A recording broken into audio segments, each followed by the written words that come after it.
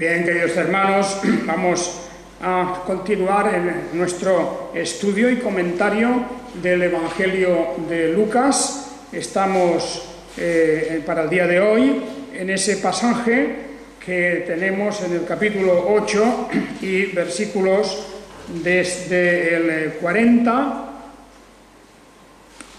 en el capítulo 8, versículo 40, como digo, hasta el final del capítulo, el versículo 56, es la historia bien conocida de dos casos de sanidad, de curación. Uno es la hija de un hombre notable, principal de la sinagoga, por lo tanto un judío, no solo un judío, sino hombre de gran relevancia dentro del judaísmo, puesto que era, pues, digamos, el dirigente y el responsable de una de las sinagogas en Israel, cuya hija había enfermado. Este hombre, llamado Jairo, vemos que acudió a Jesús a postrarse a sus pies y rogándole que fuera a su casa. Bien, ahora veremos un poco también el contraste entre esta curación y aquella otra de un centurión que no se atrevió ni siquiera a pedirle ni a comparecer delante de Jesús para la curación de uno de sus servidores. ¿Os acordáis de aquel hecho? Y cómo el centurión simplemente pidió a Jesús que dijera la palabra y que ya él confiaba que su servidor sería curado. Bien, ese es un caso, el caso de la hija de Jairo. El otro caso que vemos aquí es también un caso notable de curación, y la forma en que se produce es diferente. Es aquella mujer con una enfermedad en la que cualquier herida, cualquier cosa, pues hacía que se pudiera desangrar o que pudiera fluir la sangre, y ya desde hacía muchos años que padecía y no podía ser sanada por nadie, y que fue a Jesús para tocar al menos el borde de su manto y así recibir curación. Bien, estas dos historias son bien conocidas, son de las típicas del Evangelio, y nos llevan, nos conducen de nuevo a todo el tema de las curaciones. Nos conducen al tema de las curaciones. Hemos dicho muchas veces que el ministerio del Señor Jesucristo en el mundo no era principalmente sanar o curar enfermedades. Sanó a unas cuantas personas, incluso podríamos hablar de muchos a veces, pero claro, de una forma limitada. Él no vino a traer una fórmula mágica o un método, una manera en que cualquier enfermedad pudiera ser curada. Él curó diversas enfermedades de muchos tipos, parálisis, ceguera, sordera. Vemos aquí esta mujer con esta enfermedad de la sangre. En fin, vemos incluso resurrecciones. Jesús resucita algunas personas, y así se puede hablar de todo un elenco de diversas curaciones que hace Jesús. Pero repito que la misión principal del Señor Jesucristo no fue la de sanar o curar. De otra manera, Él habría enfocado su ministerio y toda su obra en este mundo pues de otra forma, de otra manera. Pero en las curaciones, y eso sí que es importante, Él, no solamente para demostrar su compasión y su piedad respecto a estos enfermos, sino sobre todo porque en esas curaciones Él daba una indicación evidente de su poder, de su autoridad, de su capacidad para restablecer aquello que por la caída y por causa del pecado todos padecemos. La enfermedad, como la muerte, es algo común a todos los seres humanos. Y en ese sentido hemos de asumir, hemos de comprender que pronto o tarde vamos a sufrir enfermedades, y como vamos a experimentar también ese tránsito de esta vida a la vida venidera, es decir, la muerte, junto con la resurrección y todo lo demás para los creyentes. De manera que el Señor Jesús, cuando sana a alguien, y eso aparece en los evangelios, algunos casos se relatan, por cierto, de una manera muy genérica. Por ejemplo, en algunos sitios pues, se dice que Jesús sanó a muchos, y sin especificar ni quiénes eran, ni cuántos, ni en dónde, pero hay curaciones que Jesús realiza incluso en grupo. Por ejemplo, unos leprosos fueron a Jesús, un grupo de leprosos, y el Señor también los sanó a todos ellos, aquellos que comparecieron. Y así pues hay esa diversidad. Pero lo que importa de todas estas curaciones es que entendamos que hay siempre una cierta relación más o menos destacada. Eso sí, a veces no se refleja mucho, pero siempre de alguna manera hay una referencia a la fe, a veces explícitamente, a veces no, pero también está eso reflejado en estas curaciones, que la fe de la persona curada, sanada, también juega un cierto papel. Pero eso vamos a decirlo con cuidado, porque no es la fe la que sana a una persona, no es la fe en sí misma, es la misericordia de Dios, es la gracia de Dios, es la bondad, es la compasión de Dios en la persona de Jesucristo que puede llegar a realizar esa curación. El poder está en Dios, no está en nosotros. Y por mucho que nos esforcemos, o por mucho que pensemos que tenemos muchísima fe, puede ocurrir que no se produzca la curación, la sanidad. Eso por un lado. Por otro lado, tengamos en cuenta otra cosa. No es lo mismo este momento de la historia en que Jesús, el Hijo de Dios, está en la tierra, en este mundo, entre nosotros, que es un momento especialísimo, que el día a día de ahora de nuestro tiempo. No es lo mismo. En ese momento Jesús estaba realizando su obra redentora. Y eran necesarias varias cosas: la instrucción, la enseñanza, el ejemplo, el rebatir los errores del judaísmo en gran parte, pero también demostrar su autoridad por medio de ciertos milagros y de ciertas obras portentosas, por ejemplo las curaciones, pero también otros, como la transformación del agua en vino en las bodas de Caná, o la multiplicación de los panes y los peces, o el andar sobre las aguas, u otras señales, la transfiguración en lo alto del monte. Y todo eso son manifestaciones, junto con las curaciones, la sanidad, de un momento particular y especial. No podemos diferenciar las curaciones, por ejemplo, de la multiplicación de los panes y los peces. Los dos son hechos asombrosos, son hechos milagrosos. Fijaos que hay una cosa hoy día, hay muchas personas en las iglesias que solamente hablan y se refieren a las curaciones. Y piensan que lo más importante en nuestra vida es recibir la curación o la sanidad, porque, claro, uno lo necesita, es una cosa importante, y no se dan muchos cuenta de que eso formaba parte de las señales que hizo el Señor Jesús para afianzar su autoridad junto con su palabra. La palabra apoyada en los hechos maravillosos, portentosos, como son estas curaciones.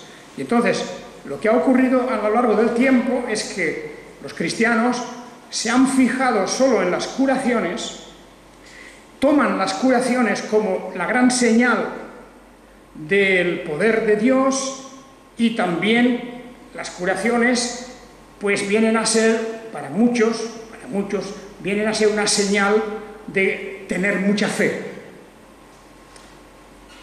Pero claro, no se fijan que hay otras señales. El Señor Jesús hizo muchas otras señales. Anduvo sobre las aguas, partió panes y peces y los multiplicó, se transfiguró en lo alto del monte, hizo pues toda clase de señales. Algunas de esas ni siquiera se refieren en detalle, porque dice en un lugar del Evangelio, y el Evangelio de Juan, por ejemplo, y otras muchas señales hizo Jesús, etcétera, que si tuvieran que explicarse, no cabrían en los libros en el mundo. Dice tanto hiperbólicamente ese Evangelio. Pero ciertamente que es verdad, claro que sí, hizo muchas señales de muchas clases. Pero hoy, repito, que solamente se está pensando, sobre todo en muchas iglesias, en la curación. En la curación. Yo creo que eso no es adecuado. No es adecuado porque las curaciones son hechos muy particulares, muy específicos, y que el Señor realizó en diversos momentos de su ministerio, e incluso a partir de cierto momento ya no se realizan. Ya hacia el final de su ministerio ya parece centrado en una sola idea, que era la de ir a Jerusalén, porque allí él tenía que darse en sacrificio en su muerte. Ya había hecho sus señales, ya había demostrado quién era, su autoridad, su poder. Todo estaba encaminado a eso, a demostrar que él tenía poder sobre todo el mal o manifestación del mal. Las propias enfermedades son una consecuencia de la caída del pecado original, como la muerte también lo es. Por lo tanto, una vez que se cumple ese requisito, el Señor Jesús ya poco a poco va dejando esa cuestión. Aquí tenemos dos historias. La de este varón principal de la sinagoga y el de esta mujer con esa enfermedad en la sangre. Bien, este hombre principal de la sinagoga fue a Jesús, se postró a sus pies y le rogaba que fuera a su casa porque tenía una hija única, como de 12 años, y se estaba muriendo.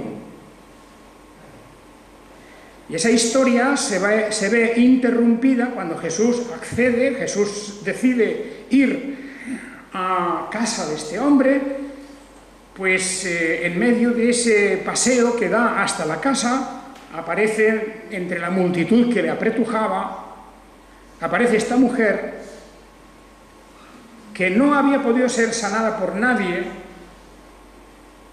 y que ella, en su desesperación, en su deseo de verse libre de aquel azote que la amargaba, pensó que simplemente con tocar o agarrarse, en nuestra versión, la Biblia textual dice, se agarró del borde de su manto y al instante, dice, el flujo de su sangre se detuvo. Bien, ahí tenemos un ejemplo, como digo, dentro de la historia de Jairo y de la curación de su hija, en donde encontramos a esta mujer, anónima, no sabemos cómo se llamaba, no sabemos nada de ella, simplemente que impulsada por la necesidad, claro está, la desesperación, y por otro lado, impulsada por la fe, la creencia firme de que Jesús tenía el poder y tenía la capacidad para resolver su situación, imposible de resolver de otra manera. Y aquí hay un acto de fe, es evidente que sí, es evidente, no sabemos hasta qué punto, cuánto conocía esta mujer acerca de Jesús. No sabemos si simplemente era su fama como capaz de sanar, la fama que le predecía de los milagros que había hecho antes, o tal vez también tenía un conocimiento del carácter de Jesús como Mesías, como Salvador.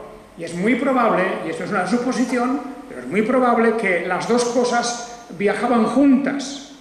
La fama de Jesús como personaje que obraba milagros y también lo que Jesús decía de sí mismo, como le había dicho a aquella mujer samaritana, revelándose a ella, manifestándose como Mesías, como el Mesías, el Cristo. Y por lo tanto ambas cosas posiblemente, digo, viajaban juntas, la fama de estas dos cosas. Hay uno que dice que es el Mesías, que demuestra su poder con las curaciones. Esa es la fama. No creo yo, y no es muy plausible, que las dos cosas viajaran juntas, o que la idea de que él era el Mesías no se hubiera propagado, porque algunos se lo preguntaban, ¿será acaso este el Mesías? Se preguntaban precisamente muchos cuando veían las curaciones, o cuando escuchaban su enseñanza con autoridad y con poder. De manera que hemos de suponer, y creo que con mucha probabilidad, que esta mujer iba impulsada por esas dos cosas, la noticia de que Jesús era poderoso y también de que Jesús era el Mesías, o de que él decía que era el Mesías. Y entonces, en este acto de fe, va y se agarra al manto de Jesús, porque en su interior había este pensamiento de fe, tal vez un poco, diríamos, para ella, de una convicción extraña, como diciendo, solamente con que lo toque ya es suficiente. Ella no sabía que no era necesario tocarlo, no era una cuestión de tocar el manto, no era que el manto tuviera el poder, no era eso, pero la fe de ella era una cosa simple, era una cosa en un sentido poco formada todavía. Pensaba que era necesario aquel contacto físico con el manto de Jesús, cosa que no se produce en otros casos. Por ejemplo, cuando este hombre, Jairo, de la sinagoga, se acerca a Jesús, se postra a sus pies y le dice, ven a mi casa y sana a mi hija. No se le ocurrió tocarle el manto, no se le ocurrió hacer nada especial de contacto físico, sino simplemente ven a mi casa y sana.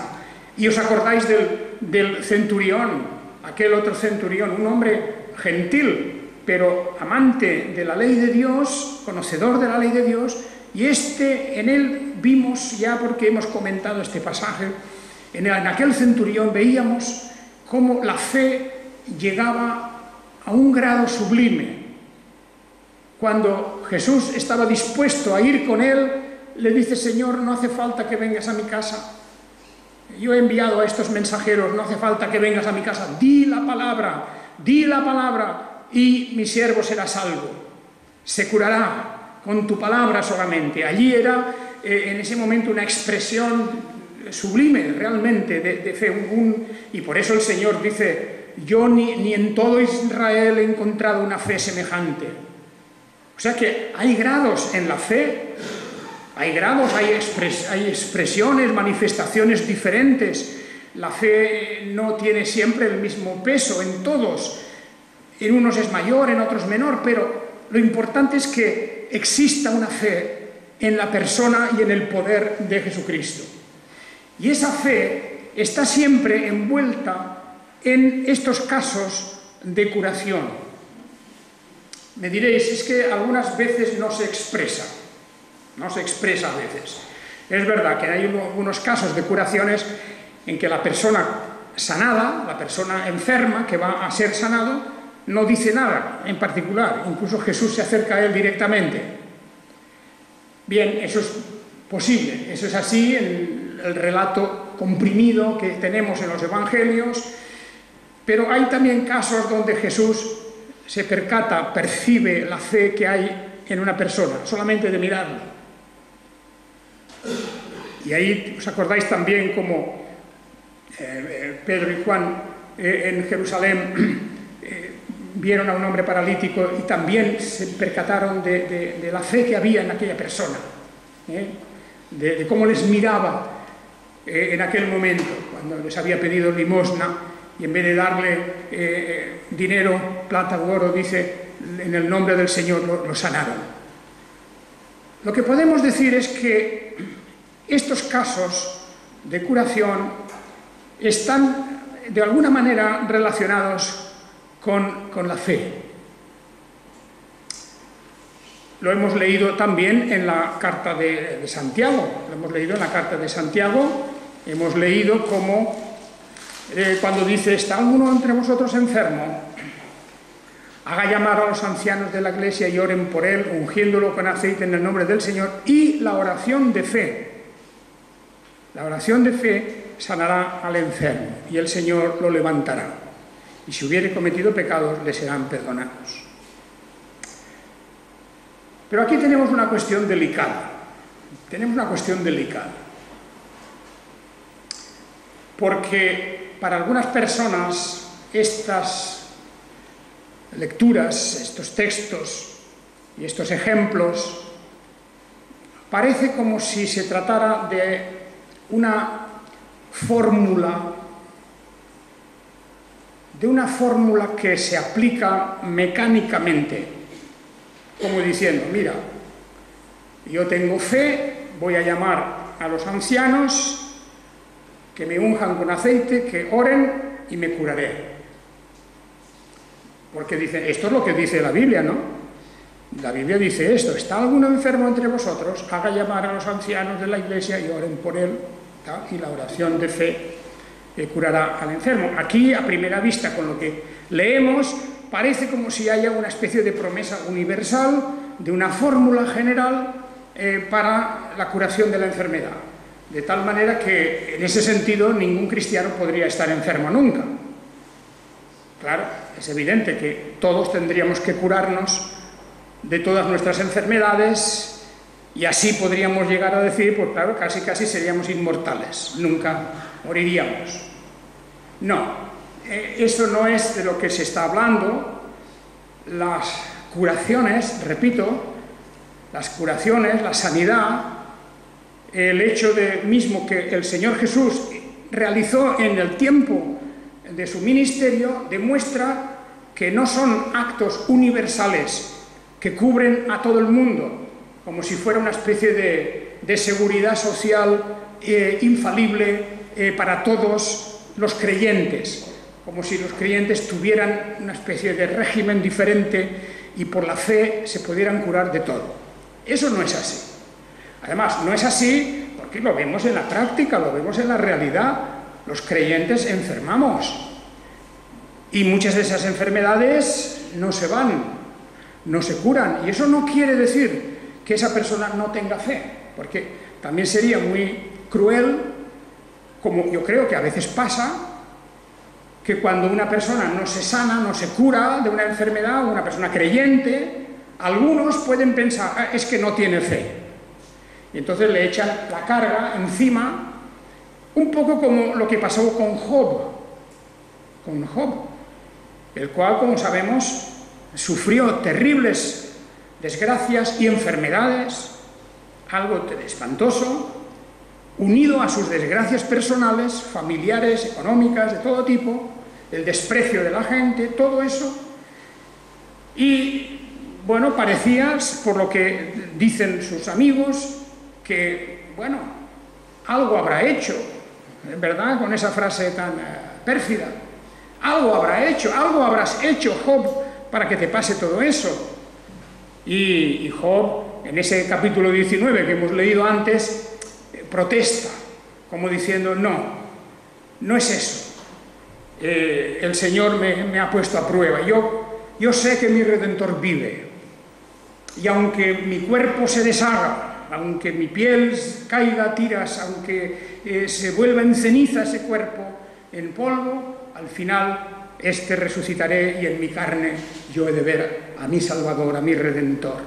De manera que Job no se dejó abatir, no se rindió ante la idea que le iban inculcando sus amigos, como diciendo, mira, lo que te está pasando es porque algo habrás hecho. Dios no castiga a los justos, así le decían. Pero esa es una conclusión, es una falacia, no es cierto. Vemos a nuestro propio Señor Jesucristo sufriendo, muriendo, le vemos como arrollado por las fuerzas del mal hasta llevarlo a la cruz, y aunque de buena voluntad suya, por supuesto, pero lo vemos ahí como clamando al cielo: Dios mío, ¿por qué me has abandonado? Como Job también llega a pensar eso: ¿por qué me has abandonado? No sabe el por qué, en el caso de Job. Pero hemos de recordar siempre que la fe ciertamente es un don maravilloso de Dios. Es un don de Dios. Tenemos la responsabilidad de suplicar y pedir a Dios que esa fe nuestra se mantenga y crezca, que aumente. Señor, aumentanos la fe.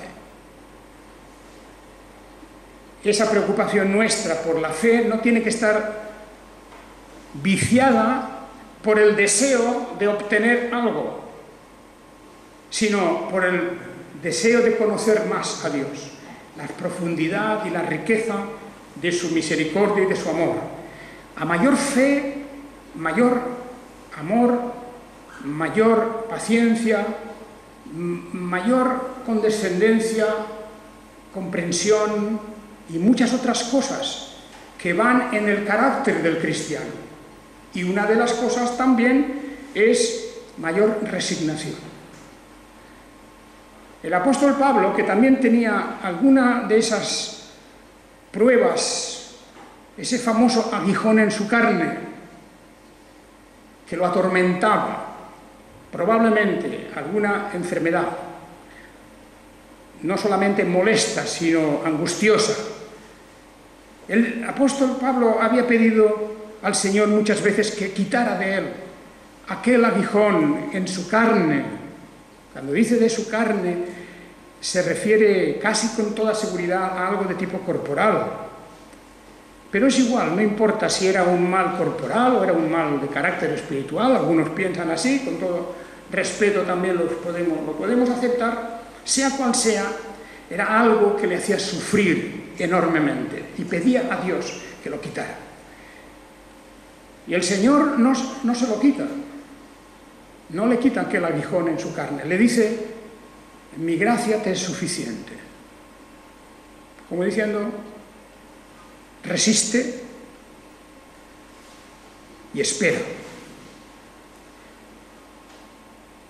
Porque si nosotros interpretamos que nuestra fe cristiana tiene como principal objetivo el que Dios nos quite las molestias de encima, o que Dios nos quite los problemas de encima, los que sean, problemas de salud, problemas económicos, problemas de trabajo, etcétera, etcétera. Si solamente tomamos a Dios o consideramos que Dios es el instrumento, el medio para quitarnos los problemas, estamos perdiendo de vista la realidad, y porque no es eso. Eso puede venir y por gracia nos puede ser añadido esa bendición, ese favor. Pero en muchos casos, no se produce eso. En lugar de eso, Dios nos dice: aguanta, resiste, y nos da la capacidad de aguantar y resistir.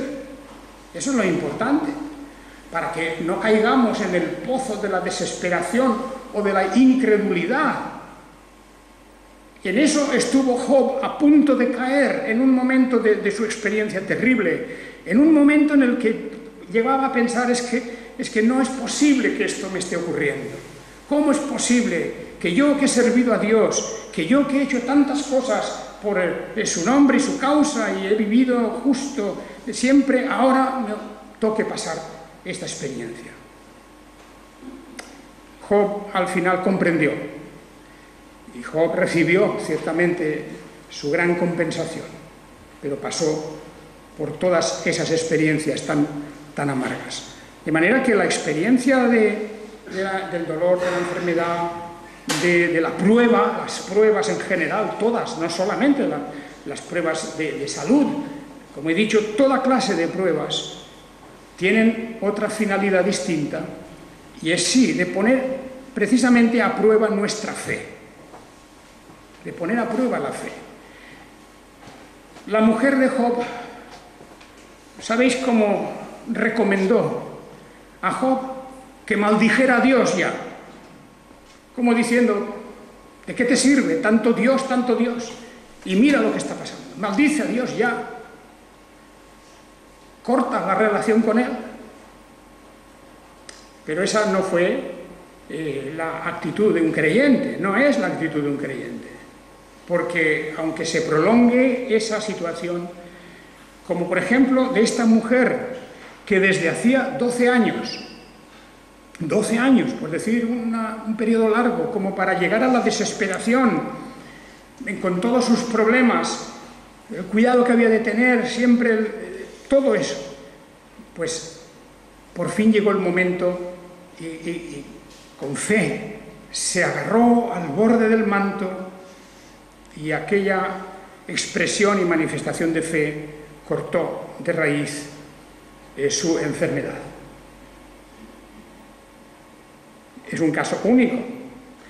Habían muchos enfermos, habían muchas personas con desgracias, no todas se sanaron, solamente aquellos que providencialmente van a cruzarse en el camino, en la vida de Jesús.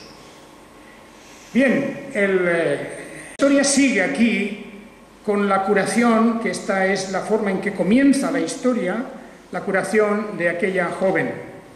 Una joven de 12 años, una niña de 12 años, y entonces continuaremos tratando de ella. Pero desde luego hay una cosa muy clara, y antes de dejar a la mujer con la sangre, con esa enfermedad de la sangre, Jesús advirtió, ¿verdad?, que alguien le había tocado. Dice, yo percibí que había salido poder de mí, y la mujer entonces, viendo que le habían como descubierto, se acerca temblando a los pies de Jesús y confesó delante de todo el pueblo por qué se había agarrado a él y que había sido sanada al instante. Y Jesús le dice, ve en paz, hija, tu fe te ha salvado.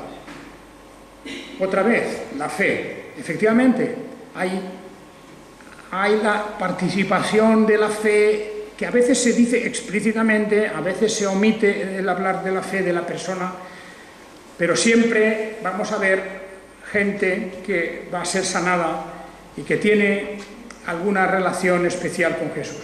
Hay una excepción, y es el caso que hemos mencionado de aquellos leprosos. De todos los que fueron sanados, solamente uno volvió a dar las gracias. Pero claro, todos se acercaron pidiendo. Fue el grupo entero que pidió, y pidió porque creían que Jesús era poderoso y capaz, de manera que ahí hay una cierta fe incipiente, por lo menos, y por eso fueron a él. Pero solamente uno demostró tener, además, gratitud y reconocimiento por lo que Jesús le había hecho. En este caso de la mujer que se acerca a Jesús, pues la fe es evidente, manifiesta, grande, tu fe te ha salvado. Esa es una expresión muy bonita. La fe sabemos que es un instrumento de la salvación, lo que salva siempre es la gracia de Dios, y la fe la recibimos como un don de Dios para que podamos tener salvación. Somos salvos por la fe, por la gracia de Dios.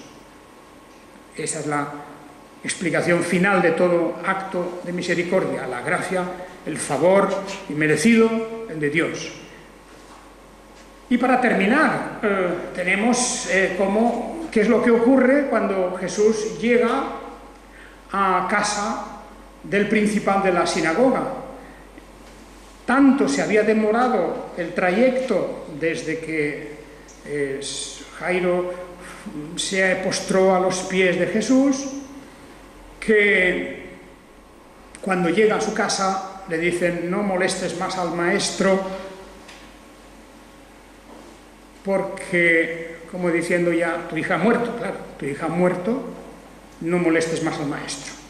Es un cálculo humano si la muerte ha llegado, ya no hay nada que hacer. Jesús, sin embargo, le responde: no temas, solamente sigue creyendo y serás salvo. Fijaos, el énfasis otra vez: sigue creyendo.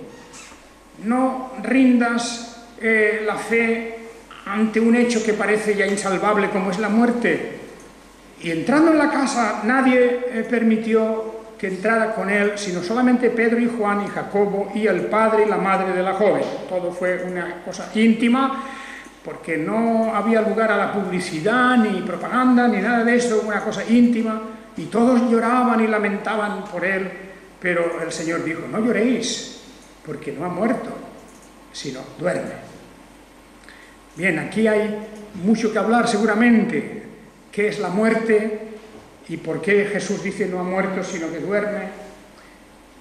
Es como el caso de Lázaro, aunque en el caso de Lázaro, el hermano de Marta y María, allí aquella muerte había, o aquel estado especial similar a la muerte, había llegado incluso a la descomposición del cuerpo, y ciertamente era una muerte biológicamente.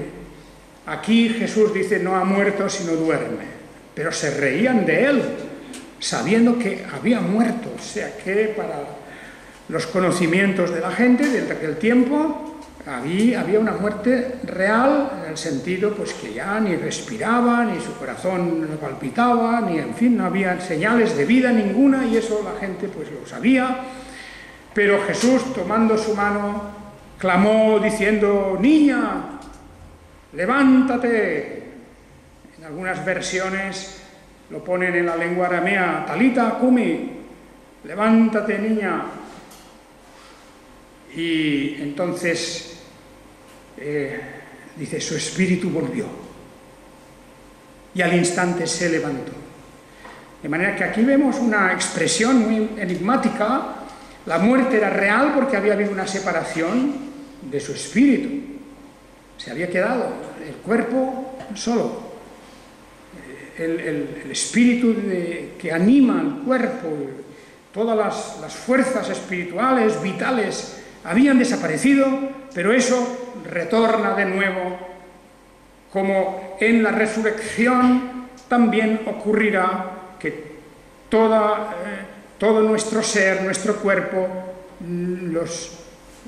nuestras cenizas, polvo, cualquier resto que quede en cualquier lugar, va a ser restaurado para que haya una resurrección. Levántate.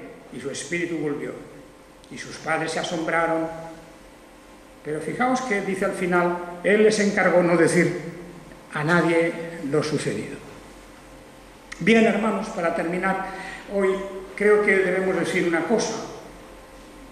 La fe tiene que ver. Si hay curación, es que hay fe. También puede haber fe y no haber curación. Eso hay que decirlo así. Porque el Señor, repito, no ha venido a curar a todos. Siempre, por todos los siglos. Las sanidades son un acto especial. Sería engañar a las gentes el decirles: el Señor te curará porque tiene poder para curarte, si tienes fe te curará. Y decirle: y si no te cura es que no tienes fe. Eso no es verdad. No es verdad. Cuando no hay curación, pero sí que hay fe, es porque el Señor quiere poner a prueba nuestra fe. Y nuestra fe es puesta a prueba. Y en la mayoría, inmensa mayoría de los casos, de los creyentes que sufren enfermedades y dolores y pruebas y desgracias de todo tipo, esto no es por su falta de fe. Esto es porque Dios pone a prueba la fe para ver si la fe resiste. Eso sí que podemos decirlo. Todas las pruebas son pruebas de la fe, porque nuestra fe, que es mucho más preciosa que el oro se pone a prueba. pues la fe también se pone a prueba para ver si es fuerte, si es auténtica, si es real, si soporta. Y como el apóstol dice claramente aquí, hermanos, tened paciencia hasta la venida del Señor. Vosotros, sed pacientes, está diciendo Jacobo en el capítulo 5, sed pacientes y afianzad vuestros corazones. Y hermanos, no os quejéis unos contra otros, para que no seáis juzgados, porque también hay que recordar esto, que cuando una persona pasa una experiencia dolorosa, una desgracia, cualquier prueba amarga, hay una tentación muy directa, y es la de cargar contra alguien, la de volcar contra alguien la amargura. Y eso es lo que el Señor no quiere. Porque entonces, en lugar de tener fe, hay un desbordamiento de esa amargura. Cuidado con las pruebas, porque las pruebas traen amargura de espíritu. Y esa amargura induce a eso, a buscar algún responsable o algún culpable, o por lo menos a descargar sobre quien sea y como sea esa especie de ira o rabia o lo que sea que puede haber en el corazón de alguien por causa de la desgracia que está pasando. Y por eso dice, hermanos, no os quejéis unos contra otros, para que no seáis juzgados. Mirad, el juez está a la puerta. Tomad como modelo de sufrimiento y de la largura de ánimo, de la resistencia a los profetas que hablaron en el nombre del Señor. Y oísteis de la paciencia de Job y visteis el propósito que tenía el Señor. ¿Veis? Esto es lo que está diciendo. Todos estos casos, Jacobo nos está induciendo a que pensemos en lo muy compleja que es toda situación en donde el sufrimiento, la desgracia, se puede cebar en uno o en muchos de nosotros. En realidad se ceba en casi todos, porque todos, en un momento u otro de nuestra vida, tenemos pruebas diversas. Pero el Señor dice, bueno, esto es una prueba de la paciencia, de la resistencia, de la largura de ánimo. A ver si realmente aguantáis o empezamos a dar patadas contra lo que sea. Esa es una cosa que Dios observa muy de cerca. ¿Qué reacción tenemos ante la prueba? Y esa reacción es la que demuestra la fe que hay en nosotros. La fe en que Dios, a pesar de esa prueba, Dios nos está llevando a la vida eterna y a su reino de gloria. Y es nuestra única esperanza, es nuestra única ilusión, el único agarre que tenemos en medio de las pruebas. Que el Señor os bendiga a todos. Amén.